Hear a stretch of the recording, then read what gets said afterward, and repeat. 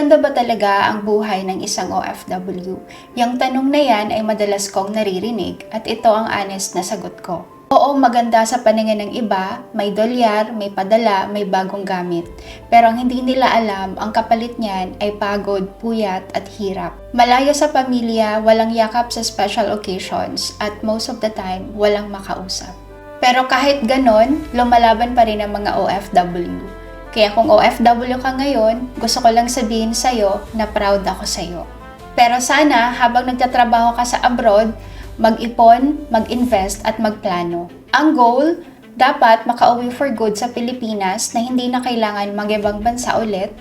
At sa mga residents abroad, matuldukan ang pagtatrabaho mo para magkaroon ka ng maraming oras sa family. Kaya kung ikaw, gusto mong kumita online habang nagtatrabaho sa abroad, message mo lang ang nag-share ng video na to, matutulungan ka namin.